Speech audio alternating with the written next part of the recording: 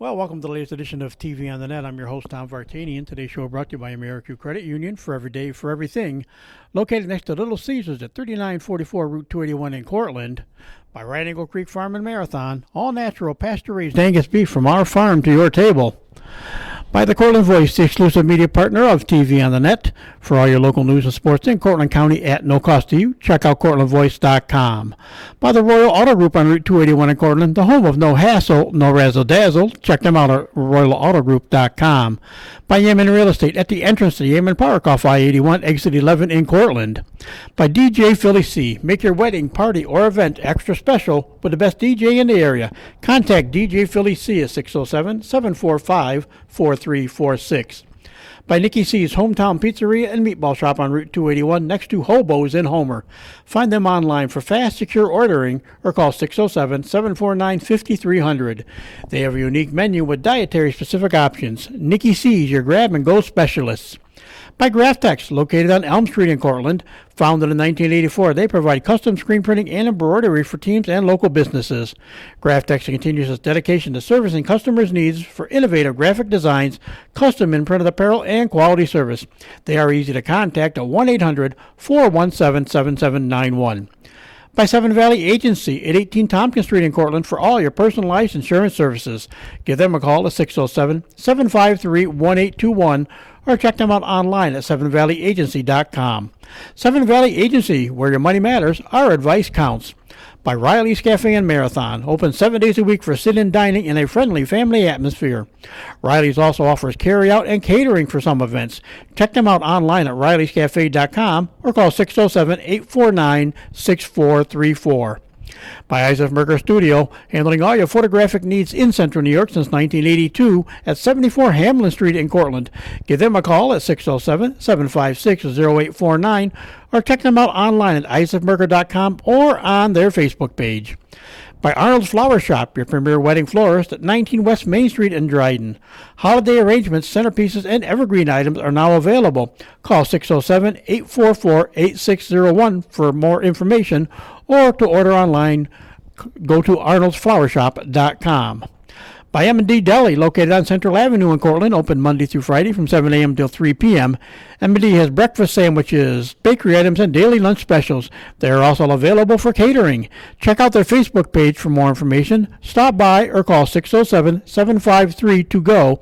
That's 753-8646, and look for the new food truck in the spring of 2022. And by Crop Growers LLP, the first choice in crop insurance located in Homer. Contact KC Slade at 607-591-2460 for more information. Well, we head back to the high school ranks today, and we are in Marathon once again. Been working on Andrew Pierce and Andrew's schedule, and it keeps changing on us as we set up dates to do things. So instead of getting the Marathon girls on first, we'll switch gears and we'll go to the Marathon boys first this time around. And of course, this year, interesting year for the Olympians, off to a 2-4 start this year. Not a deep roster as in the past years either. Only eight players on the team this year, so that's kind of a little bit different. And but if memory serves me, since there was a season but no playoffs last year, they're still the defending Section 4 Class D champions. Kind of got to have fun with Chip Stewart on them back in the fall. Hey, you're still the defending state champion until the playoffs rolled around. So so technically they are still the last Section 4 unique Class D champions, the Olympians. And so joining me to talk about that, bizarreness of all this and everything is, of course, the coach of the Olympians, Jim Holland. Welcome, Jim. How you doing? Good. Thanks for having me again, Tom. Really appreciate your show. So. Yeah, like I said, it's kind of weird. Like so you did get a season in last year, but it was just a partial season with COVID, and after having everything dropped, I'm saying we really haven't talked much since the. We did talk a little bit about it, but yeah, it's like funny. The last time I got to see a Marathon game was the last game before COVID came, and never did get around to when there was finally, a few games last year. Never did get a chance to see the guy. Well, I couldn't have seen him anyways because you couldn't get in. So, so at least this year now fans are back, and but unfortunately, unlike college, you didn't get a bunch of guys like Kenyon Depew and Diego Castellat, Andrew Tillotson that could use that grad status and come back for another year. So you had to come in really with almost 2 years down the 2 years different than the group I mean, yeah, now, Braden Morrison's now a senior, and I think he was a sophomore the last time. He did play some last year as a junior, but I mean, it was mostly a different group. And of course, your son was only a freshman back on that real good team, and now he's a junior year, and so it's different. How's it been this year? Making the adjustment, kind of getting back to really a regular season and fans in the stands and everything. It's actually great to have the fans back. I know there were some complaints about restrictions, things of that nature, but most home schools are allowing their own fans to show and then getting a limit, at least in the IEC we have. So that's been something great. The year is this is a group that's really never played together since they were in Pee Wee.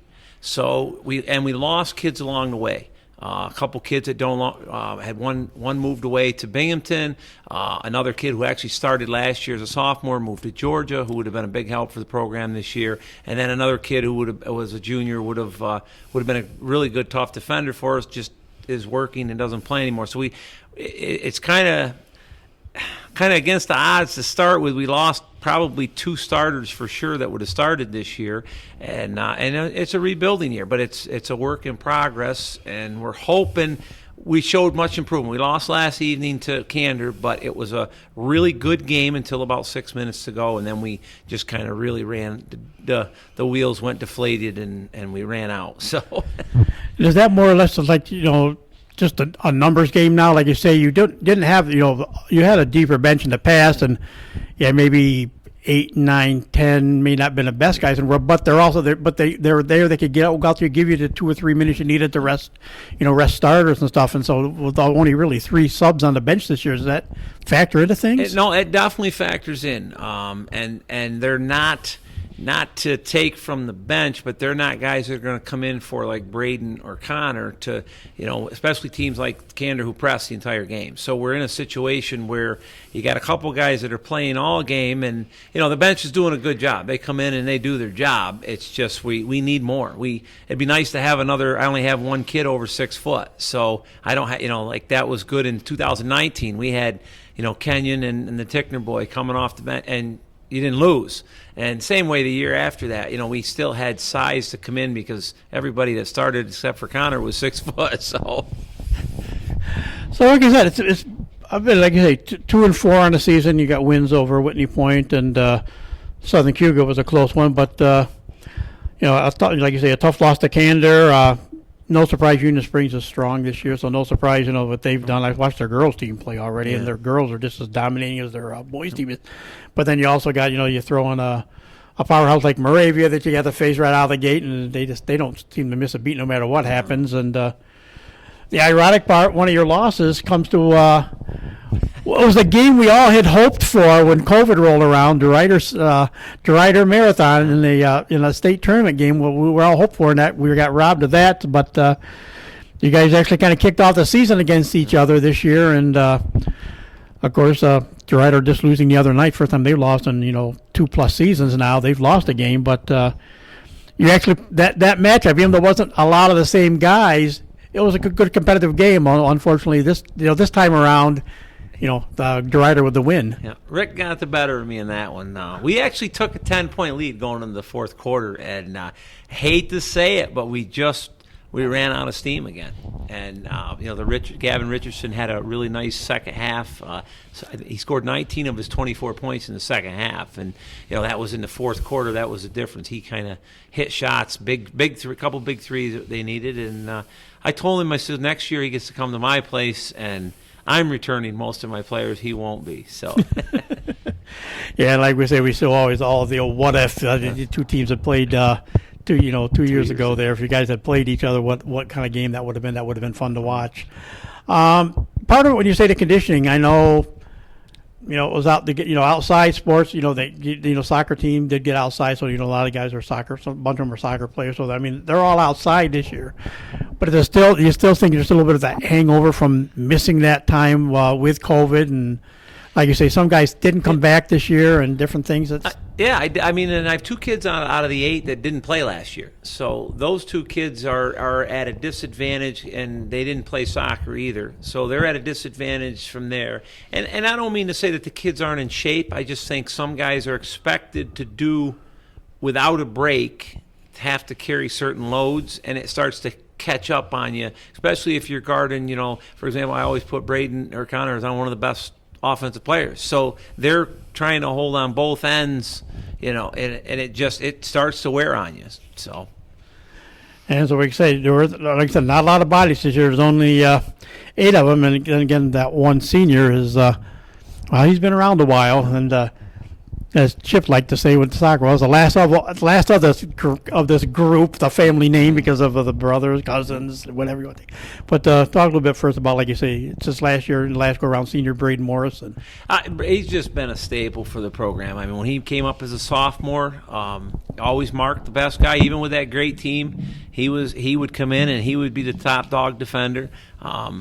Relentless on that end of the floor. I always wish he'd play more so he could score in basketball like he does in soccer, but he has a love and a passion for soccer, and of course he had missed the one game against Moravia, so that really hurt us just not having him there. But he's a kid I rely on. He's super smart. You talk about a scholar athlete, he just defines it to a T.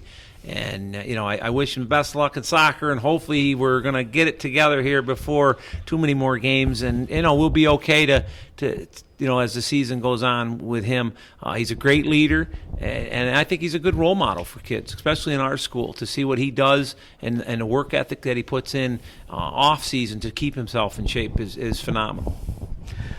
And then we say the other 7, they're all juniors. So like you say, they're all juniors, and that means they potentially will all be back next season. And you'll take whatever else comes up and is available in return. But I guess we might as well start. Let's go ahead. I was going to say I would like to be sure where I wanted to start with the group of juniors, but we might as well go ahead and start with your son, the point guard of junior, and he's again like he said, this is really his 3rd year of basketball, on the varsity ranks. So I know Connor's had a couple of big games. I saw 31 points popped up one night, and like I said, it's him and Braden offensively. But how has Connor progressed now? From that freshman to what he is now. He's obviously he's gotten older, so he's gotten quicker, gotten stronger. He's about 6 foot tall now. He's really put the work in the off season this last year to make himself quicker, a better leaper, quicker off his feet. His AAU coach says it best. I think he's very cerebral. He's smart. He knows the game. He's normally under pretty good control. Sometimes I think he puts too much on his shoulders to carry the load. And as you mentioned, he's had 3 30-point games already this year, and 2 of them we won, and the other one was against DeRuyter, in which we only lost by a basket. So when he's on his game, and I get Braden and the rest of the guys chipping in, we're tough. Then we're tough, but he's definitely progressed. I said it before. Those 4 seniors helped him, whether people want to look at it that way or not. But understand the concept of winning and how important it is. If you win, it just takes care of everything. If you had a bad night and you win, nobody cares. And so he learned a lot from that group. He played soccer this fall. I think that definitely helped him get away from basketball for a little bit of time. He struggled shooting this year. Not sure where that's coming from. We've worked hard on it. And, of course, like I said last night, game had a great first half. Second half was like 0 for 6 from 3. So, but him and Braden have been together now, too, for the 3 years, and so that kind of makes it easier. They trust each other, and now, like I said, we got to get the other juniors to work with him, the both of them, to carry on through the year if we can. Yeah, you could say that it's not unexpected to him play much together, with Braden being a senior, that maybe they would, but yeah, like you said, Connor came up to the varsity as a freshman, so he didn't play JV ball with any of these other guys. So he was, like you said, he was already learning from the seniors and the juniors that were on the team at the time. In his, and that's the other thing I was going to ask you. You kind of hinted at, not that he's ever not been in shape for a season, but like you said, he did play soccer this year, and Chip's not easy on anybody. And he knows, even if you're a first timer, he's not easy on you, but he knows how to get guys ready for the next season too, along with their season. So do you think that helped him? Like you say, has to play more this year with a smaller bench. Yeah, I definitely think he came in shape, and I think some people and I know you understand. Some people don't understand the concept when I say he's in great shape, but for carrying the load that he's carrying, it's not. He needs to do some extra things, and we're starting to do those. And they're starting to, it'll start showing up, I think, as the second half comes. Because right now, like you say, when he was a freshman, he had a couple ankle injuries. He missed, I think, 6 games. It took a lot from him. Then last year we were healthy, but it was to play for. Braden got hurt last year, had a bad wrist, and so it was. So this year we're trying to eliminate injuries, so we kind of back off sometimes, and he'll drift away from the plays to give himself a break, which is fine. But I think that the soccer did help him come in a little better shape, a little different running out there. I remember he cramped up in one game, and they had to get him off the field, and Chip gave him a hard time about that. But definitely different running, different surface, that type of stuff. But no, the soccer doesn't hurt him one bit. Just a little bit different when the dry air hits here like this time of year. So, Okay, we'll run down the rest of the group here. So we'll start with these are all juniors from here on out. A guard, listed at 5'9", one of your guards. How about Braden Drake? Yeah, Braden is probably my second best shooter. Just has been a rough year getting open shots. He's if he's open, the chances going in. He's a 35% shooter, which doesn't sound high, but in high school, to me, if he's making one of every 3, that's not bad, because he's going to have games where he might go 3 in a row. Good athlete. He's made himself a better athlete this year. He's one of them that didn't play soccer, but he's gaining. Next one is a 5'11" forward, Caden Cornell. Now, Caden, you've seen him on soccer. What he does on soccer, just all-out hustle. Sometimes, he doesn't look to score enough. Tries to maybe get too close to the goal, or to the hoop, and he does a great job for a kid his size. He rebounds well, and great attitude on him. Would run through the wall. Don't even have to ask him. He'll run through the wall. So, and the big guy at all of 6'2" forward, Drew Rosowski. Drew actually played with Braden and Connor, I believe it was, back when they were in the Gus Macker in like 4th or 5th grade, and then that's the last time they played together.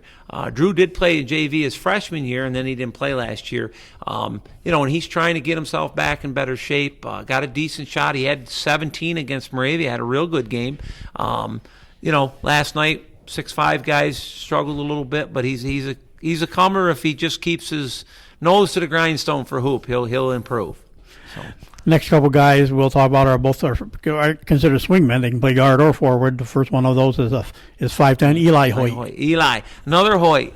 Eli's done a tremendous job to get himself in shape. Soccer helped him. Got a lot of running in this fall. He still runs after practice. And, Eli brings a lot. He's got a nice shot. He just doesn't get enough of them tossed up in certain games. And, so there is a lot of potential for Eli to hit open shots if we can get it to him. And the other swingman at 5'9" is Tristan Byron. Yep. Tristan been with the group since they were all knee-high to grasshoppers, and great kid, easy to coach. Just a kid that, when he comes off the bench, he never knows where he's going to go and never complains, just keep playing hard for me. And the last one is the shortest guy on the team. But like I said, the heights are all right within a few inches of each other. But 5'8" guard Jonathan Forrest. Yeah. And there's John played. He was point guard, played off guard, backup guard for Brian as a freshman. Didn't play last year for COVID. And so that, I think definitely by not playing last year is put him behind some. So he's, this is kind of a catch-up year, I think, for John to get going and then see what next year brings for him. So as we said, 2-4 for a start, and like you say, it's a tough adjustment. It's been a tough adjustment. Of course, like you said, it hasn't been the easiest schedule to kick off against some of the powers that's on the north side, and then of course of the division, and then of course you go up against teams like the Odessas and the Spencer Venettons and Tiogas and things like that are coming up. They're all coming up here shortly. What are you looking? What are you hoping that the team will achieve this year? Well, the goal was to make sectionals. So we're looking at getting, obviously with the 50-50 rule, I don't want to go. We already have 2 wins, and we know we can compete. We played against DeRuyter.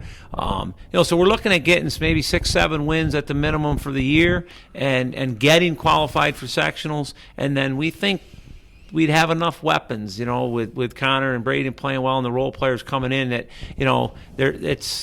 I don't know if the other side can match some of the backcourt speed that we got. Most teams now are, pretty much double team, and once Connor comes over half, it's double team and go, but he's able to split them.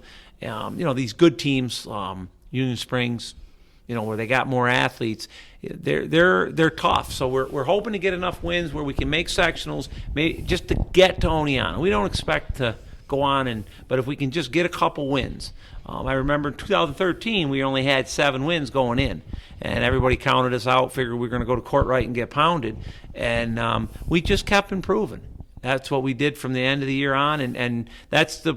I talked to Coach Hoyt. He's a real big supporter with stuff, and he thinks we're just going to get better. Even though we lost last night, we improved. I know Braden told me that this morning that we improved. He goes, Coach, we improved. And so we just got to keep building and keep improving. So. Well, that's the biggest thing, too, when you look at it, when you get to the sectionals, you're back to schools, quote, unquote, the same size as you. And a lot of teams, they don't have like the Union Springs or the Ravens where they're 4, 3, 4, 5 deep with good players. Or they are 1, 2, maybe 3 deep with real good players, and everybody else is kind of, is that in between, and that's kind of where your team is. So, yeah, I mean, you get up against the Tri-Valley teams and the teams out of, a little bit, there's a little bit in the mid-state, I think, that are still D's, and, of course, and a little bit of the Delaware Valley guys group. So, I mean, you get to your class, like you say, you're playing up in class just pretty much every game, to get ready to that point.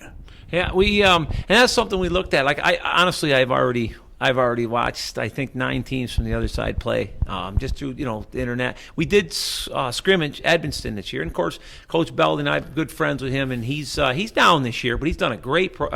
We've played them.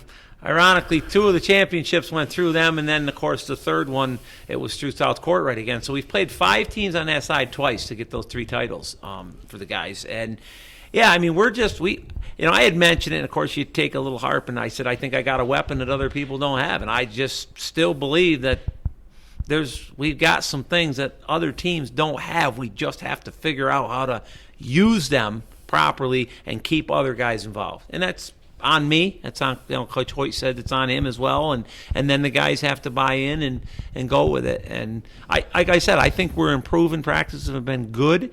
Some have been great, actually, believe it or not, with only 8 guys. But we run against Union Springs, Moravia, and you turn around, coming ready to get back again against Camden. And those 3, are really, if you look at the C's, and then Newfield is left, they're the top C's with Watkins Glen in there and Lansing. So.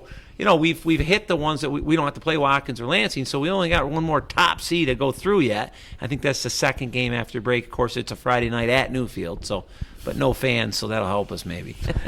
Yeah, so I was going to say that's the hardest part. I did talk to a couple ADs and a couple section coordinators and stuff too. And yeah, and it's weird because Section 4 and just the IC alone's got like 5 different counties you have to deal with, where one county will allow spectators in from out of the district, others won't. So I mean, does that make it harder too? And like the guys know, oh gee, mom and dad are gonna be a home game. You're gonna have all the home crowd, and then you go on the road. You're not. There's a point where all you're going to have is the hostile side. You're not going to have a mom or dad even in the stands. Well, that was, of course, you mentioned Moravia. I mean, that's like hostile territory over there.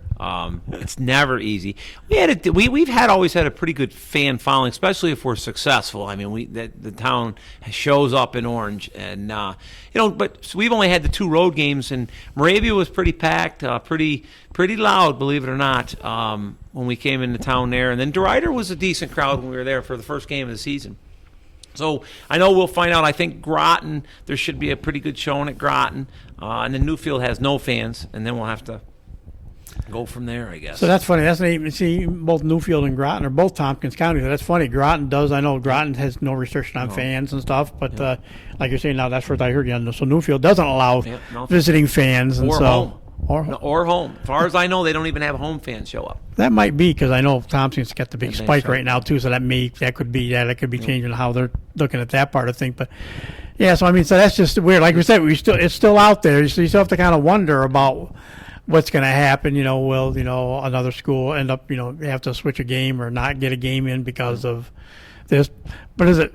Other than that, does it feel a little bit more normal at least this year? Yeah, I mean, I gotta say, the home games we've had, we've had a big crowd, and of course we played Whitney Point here, and of course that was full, and we didn't have any COVID problems with it, no issues.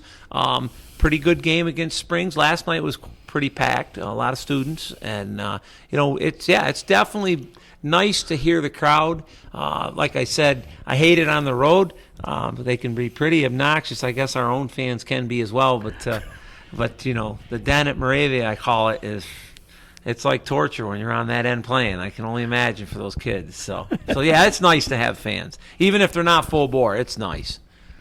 And this is the first time in quite a while that you guys aren't involved in the Christmas tournament. You played last night, and that was the 21st, and you're off again. You don't come back till the new year. You come back January 4th, and again, that's a game at Groton. That'll be the first game when you come back. And so you think that's going to work for you a little bit, just with the way things have been going, that maybe the kids aren't going to congregate too much holiday-wise, that they're going to be kind of, well, they'll congregate, but not, as far as a playing atmosphere? Yeah, one thing is we looked at doing one, and I'm kind of glad we aren't. It's going to give them a rest from basketball. And like I said, it's been we've played. I'm sorry, DeRuyter's a good team. Winnie Point's a good team. That's always a big. We've played some really good teams to start the year, and of course, there's no letting off. not taken from Groton, but we go from Groton to Newfield, and then Tully comes into town. Of course, Tully's undefeated again. But people, wonder why we don't do a Christmas tournament. But I'd rather give them a slight break. Let guys get little injuries healed up to start the season, and then it's a long season after that. We're pretty much playing 2 games a week. In fact, we did have 3 scheduled for the week of the 11th, 10th, and 11th of January, but I believe the Whitney Point game has been changed for now. So we go from Groton to Newfield, and then the following Monday, the 10th, Tully is in town here. I know that. Yeah, it's kind of a little bit weirder schedule, too. You're not actually... Oh, I'm trying to remember, because the team keeps changing, too. Sometimes you still have the 4, or are we back to the 3-division alignment? We're at 4 still, yeah. We're still at 4. Yeah. So, but you see 2 teams you'd normally see, like you're playing Whitney Point, would be considered a North Large, and also, Union Springs, depending on which side of the fence they fall on, if they're a larger, considered a larger, small school. Yeah, they're in our division this year. So we've played the Moravias. But you don't play Lansing or Dryden this year. No, and we haven't played them in a few years. Not really sure. We picked up T-Burg instead of Newark Valley this year, and of course that's another long. I sound like a crier on here, but we have the longest haul, and now we're going to have another long haul because we're at T-Burg, and I didn't have a say. It's not that we don't want to play T-Burg. It's just sometimes it's nice to have a road game, like to go to Whitney Point or Dryden or Lansing that are close.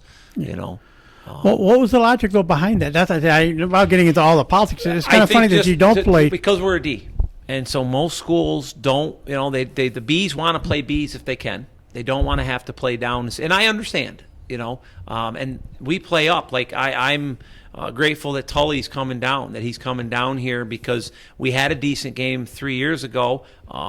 In 2019, and we ended up, folding up some, and they beat us. They got a good team, and of course, right now he's 6-0, and but that's so we got a C coming down here. So most C's aren't bad, but the B's, I think they just try to switch it up. So Newark Valley being a B, give them a break. They're not playing a D. It's to Trumansburg, and then maybe in a couple of years it won't be Trumansburg. But I always tell them we got to keep Whitney Point because that's a big game. Right. Well, yeah, it is just because of that's still one of those next door rivalries, and of course, a few years ago, you guys, I won't say you stole him, but he kind of decided that he'd migrate this way, and so you still get a Mackey helping out on occasion. Yeah, yep, coach. He's back again, helping some, but he travels a lot now. Of course, his grandson playing at Oneonta, so he's out of town quite a bit for that. So how about Brian's side of things? With the JVs, how are the numbers there, and what are they looking like? So we're small in numbers again on the JV as well. But the 2 classes that are hurting us are Braden's senior class, only 1, and then we have 1 freshman that plays, and so those are what's hurting the numbers of those 2 classes. Had it not been for that and the juniors, like I said, I had 3 kids that don't play anymore. That I figured were going to play all the way through, and it wasn't their fault. 2 of them have moved. It's nothing they can do about it. But they've got 4. 1 sophomore had a knee injury this year, so he won't be back till next year. So he has the 3 sophomores, a freshman, and 4 sophomores playing. Landon Barnhart, who hasn't played basketball, so it's all new to him. And then he's got a couple 8th graders pulled up they're gaining. They're catching on to things, and he's actually had a decent record this year. Brian, I think might be 3-3 right now, or 4-2. I think he might only have lost to Moravia. And last night he might be 4-2, just the opposite of us. So they're having a decent year. They're just small in numbers. And that's just normal life in a Class D school. You get those classes, you get the class to come through, then you do. I even see it like with the Cortland Homers. You get a certain class that's there just aren't that many of a certain class that year, and that's just something you have to go through. It's a 4-year cycle, regardless when it comes to JV and varsity. You got to go through that till the next group comes through too. Yep. No, and that makes it difficult. I was asked once about practice. It's tough to practice because you got 8 guys, and there's for both teams. Brian has 7, I have 8, and this his bottom to his top. There's a difference. I got from my bottom to my top. I mean, there's quite a difference, and to try to get it as competitive as possible, and those are the things that we're starting to see kind of wear on a little bit. But we're figuring it out. I mean, we've had some smaller teams in the past, but I'm a stickler that the practices are hard, game speed, because then it's not, you show up and it's not a big deal. So.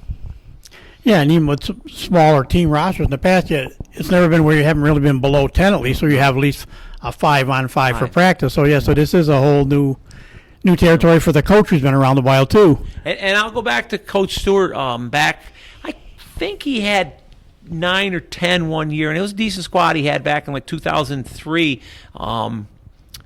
He said 3-on-3. You learn basketball. You can learn a lot of basketball and how to play on 3-on-3. So we break drills down that way. And that's it helps. It definitely helps you. And then you got a couple guys that can sub in and creates that competition. So I kind of lean on some of the old things I learned 15, 18 years ago. It's been that long. So. Well, like I said, the funny part about I like the coaching at Marathon. It's always been fascinating. Like we say, when you look in the fall. Chip and Karen have been there since, the Stone Ages. They both, been around. They're still coaching. Beth Ann's a little bit newer, but she's been here a number of years.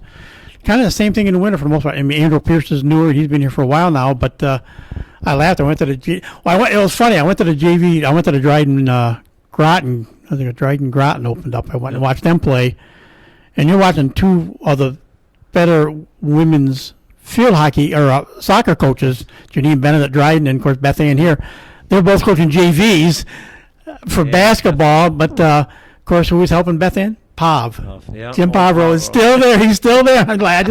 I just laugh like he's still there. And Jim, from soccer, we talked about Chip a lot. The JV coach of Union Springs, Jim Hodges, who's been around forever. So, it's funny.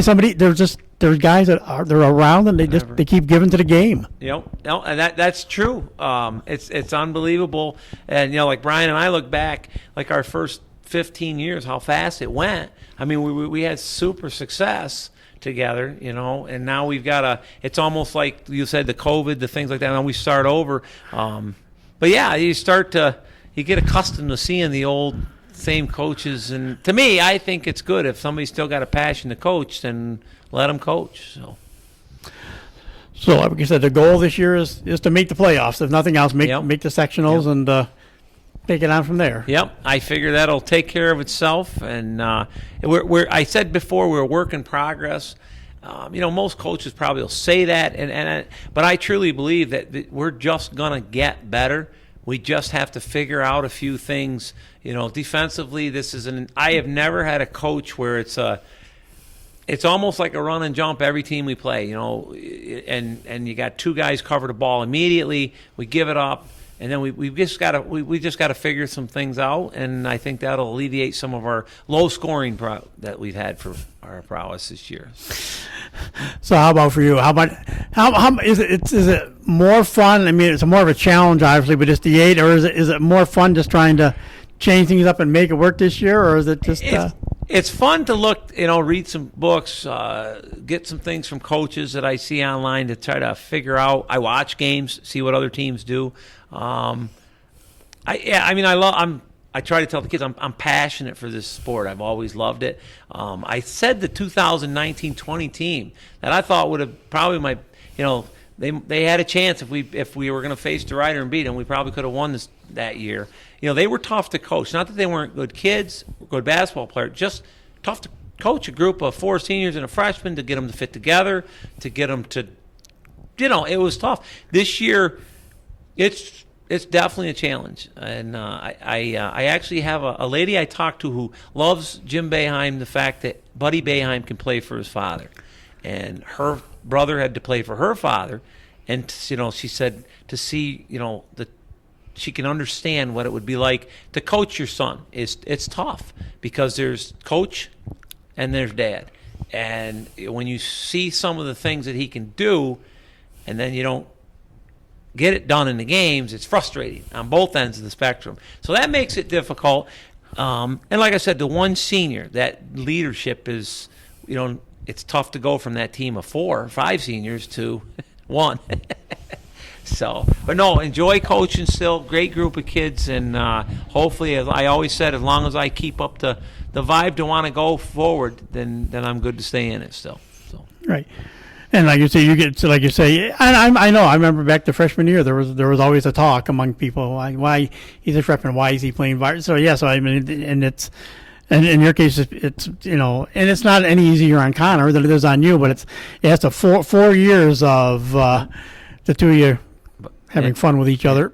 And I'll be honest, I mean, he's proven himself this year. I mean, he's showed coaches they're going to gear to stop him and go for it. He's not the team. We're marathon. He gets that, and he knows the guy's got to. We got to have other guys step up, and so that's what the challenge is, to get these other guys that haven't played a lot. I mean, let's face it, the COVID shut them down somewhat last year, and some of them didn't even play last year. So. Do you think that might change a little bit, Mike? Some kids that will be eligible next year that will still be in the system that won't be seniors and graduate. Do you think maybe next year, if things continue to maybe improve eventually here with the virus, it's going to be like everything else, do you think maybe you'll see the numbers climb back that way? Yeah, too? and I think Brian's got the 4 sophomores now and one that's injured, so there's 5. So if we keep the 7 and those 5, I'll have a full squad next year. And like I said, the 3 sophomores that are playing a lot for Brian do a really good job. They're pretty athletic. They got some size, 6 foot, 6'2". So there's the potential for us to be a lot better to start the season next year is definitely there. Over this year. And I never expected to come in and storm through the season. I knew we were going to, every game I scheduled was going to be a tough one. So. Excuse the interruption. Just a reminder to our club members, tonight after school is... Felly back in Rydell High for a minute there. We paused there just for the announcements to get out of the way. Wait, that's kind of hilarious. Now I'm trying to think, where was I going to go before the excitement rolled in there.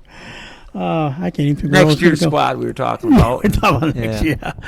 No, I can't. Boy, I can't think where I was going to go with that. So, but anyways, it doesn't really matter, I guess. But I know what I was going to ask you, just because it's not related to boys basketball. But how is college life for your other child? I do have 2. She is doing well. They had a rough season. They started out okay, had a rough season, but she racked up a lot of minutes, a lot of play time, learned a lot, I think. Great.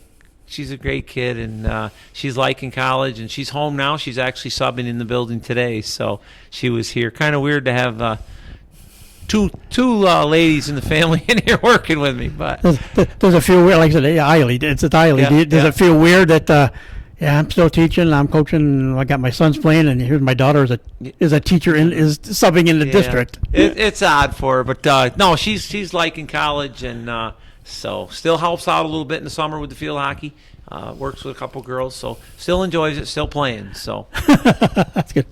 Well, Jim, we want to wish you you and your whole family the best of Christmas coming up here in the new year, and wish you best of luck. And like we say, the action returns January 4th. It'll be, of course, a road game, but it's not too far to go to Groton, so that'll be fun. That their next game will be at Groton, and then, of course, the trip where nobody gets to watch them play. They go to Newfield, but then home against Tully, January 10th, the next home game for the Olympians. So, Coach, best of luck. Have a good holiday season, and we'll probably see how the team makes out the second half of the year. I appreciate it, Tom. You hope your family has a safe holiday as well. And again, thanks for all the time you give down here to Marathons. And that will do it for this edition of TV on the Net. Today's show brought to you by AmeriQ Credit Union, for every day, for everything. Located next to Little Caesars at 3944 Route 281 in Cortland. By Right Angle Creek Farm and Marathon, all natural pasture-raised Angus beef from our farm to your table. By the Cortland Voice, the exclusive media partner of TV on the Net. For all your local news and sports in Cortland County at no cost to you, check out CortlandVoice.com. By the Royal Auto Group on Route 281 in Cortland, the home of no hassle, no razzle-dazzle. Check them out at RoyalAutoGroup.com. By Yeaman Real Estate at the entrance to Yeaman Park off I-81, exit 11 in Cortland. By DJ Philly C. Make your wedding party or event extra special with the best DJ in the area.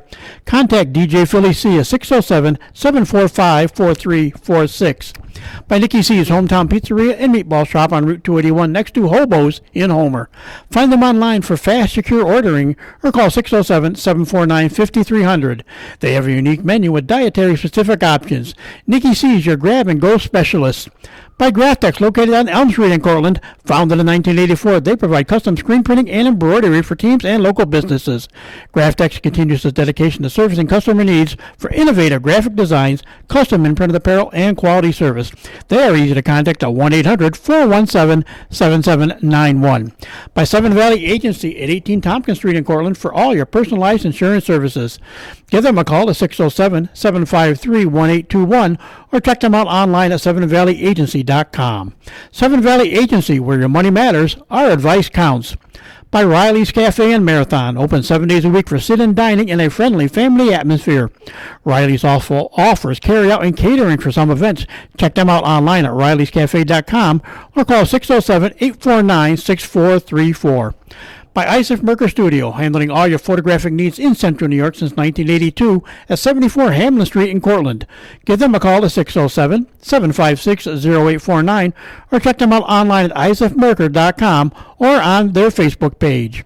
By Arnold's Flower Shop, your premier wedding florist at 19 West Main Street in Dryden. Holiday arrangements, centerpieces, and evergreen items are now available. Call 607-844-8601 or order online at arnoldsflowershop.com. By M&D Deli, located on Central Avenue in Cortland. Open Monday through Friday from 7 a.m. till 3 p.m. M&D has breakfast sandwiches, bakery items, and daily lunch specials. They are also available for catering. Check out their Facebook page for more information. Stop by or call 607-753-2GO. That's 753-8646. And look for their new food truck in the spring of 2022. And by Crop Growers LLP, the first choice in crop insurance located in Homer. Contact KC Slade at 607-591-2460 for more information. So for my guest, Jim Holland, good luck to the Marathon Boys basketball team the rest of the upcoming season. I'm Tom Vartanian. Thanks for listening, and we'll talk to you again soon.